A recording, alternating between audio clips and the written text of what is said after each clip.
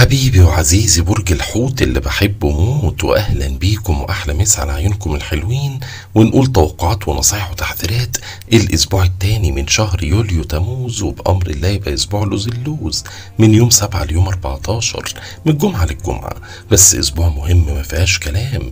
الاسبوع دوت لو ادينا له عنوان مناسب نقول فرصه تانيه. فعلا عندكم فرصه تانيه في اكتر من جزئيه، سواء عاطفيه او عمليه او صحيه او دراسيه او حاجه ليها علاقه بالازواج او ليها علاقه بعمل. فرص فرص فرص فرص، بس فرصه تانيه. حاجه لا قدر الله كان فيها فشل يبقى فيها نجاح المره دي، كان فيها صعوبه يبقى فيها سهوله في اكتر من جزئيه، بالذات حته انتوا مستنيينها بس مش هقولها بعد شويه. المهم تشوفوا الفيديو بتاعكم للاخر، لان في الاول هقول لكم كل جزئيه في حياتكم اخبارها خلال الاسبوع، بعدين هنقول كل يوم من ايام الاسبوع توقعاته ونصايحه وتحذيراته، وبامر الله كله يعوض اللي فات والله اعلم.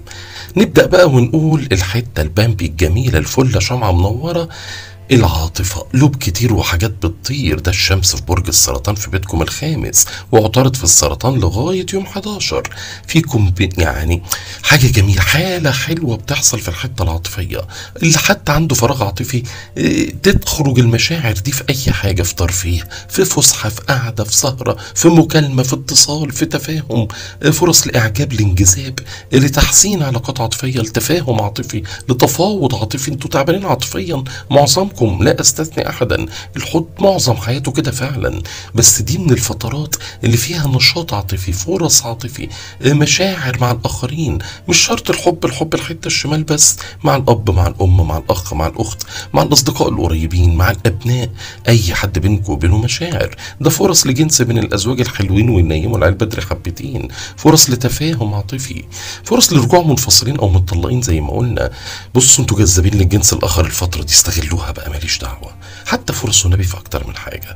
طب نيجي ونقول ان الزهره في برج الاسد، ويا سلام يا سلام. الاسد ناري وانتوا مائي وميه ونار، قلق وحوار، بس الزهره كوكب الحب والمال والجمال في بيتكم السادس، العمل والصحه. يبقى فرص في العاطفه، فرص في الصحه، فرص في العمل، فرص في المال، فرص في الامور، التوازن ما بين الالتزامات والمسؤوليات والضغوطات، وان انتوا ترتاحوا الحبه، تاخدوا بالكم من صحتكم، يبقى في انفراجه صحيه، اهتمام صحي، اهتمام بالاعمال، نجاح في الاعمال.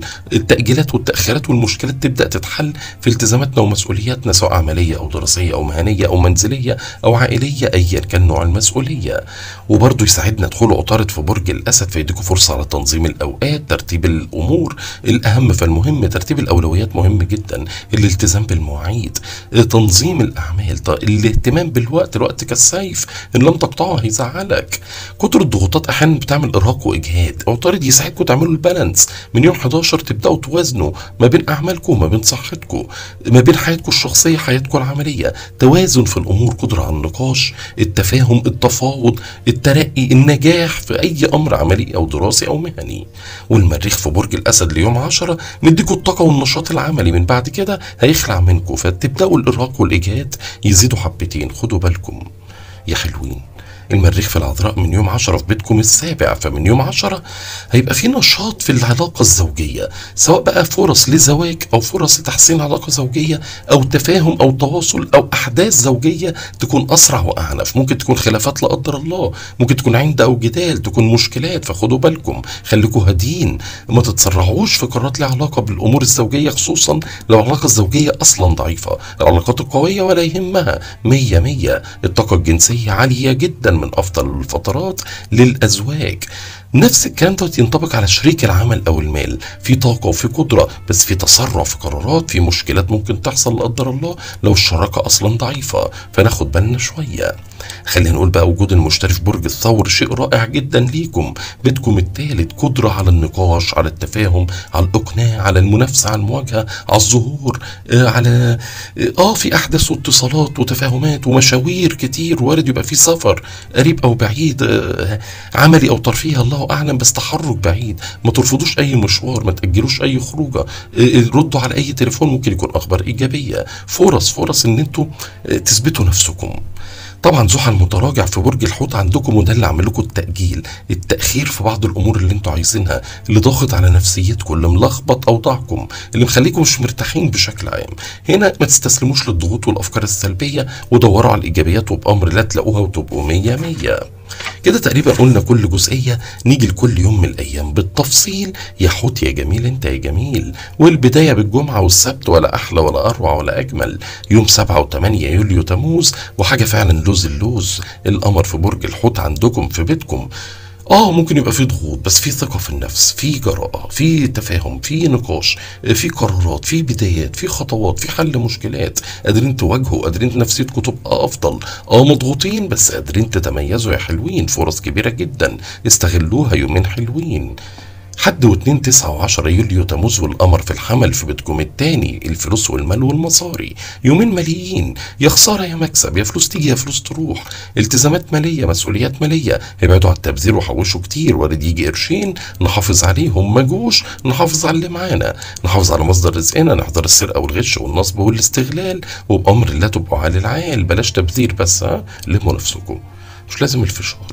التلات والاربع 11 و12 يوليو تموز، والقمر في الثور بتكم التالت، مشاوير، اتصالات كتير، تفاهم، نقاش، قدرة على التركيز، قادرين تبرروا تصرفاتكم، تقنعوا اللي قدامكم، متميزين، احذروا الصيانات المفاجئة، حاجة تبوظ، حاجة تضيع فتضطروا تصلحوها وتجيبوا غيرها، خدوا بالكم وخلوا بالكم من سواقتكم. خميس جمعة سبت 13 14 15 يوليو تموز، القمر في الجوزاء بتكم الرابع، يعني خلينا نقول 3 أيام عائليين منزليين، حاجة لها علاقة بالمنزل، بالعيلة، لا قدر الله طوارئ عائلية، احذروا الخلافات المنزلية مع أفراد العيلة، بس في فرص إيجابية لتفاهم، لتحمل مسؤولية عائلية، ممكن يبقى في مشتريات، إصلاحات، توضيبات، صيانات، أمر عقاري، أيا كان، التزامات، أيا كان انشغالاتكم، بس الأمور العائلية والمنزلية مسيطرة شوية، والله أعلم.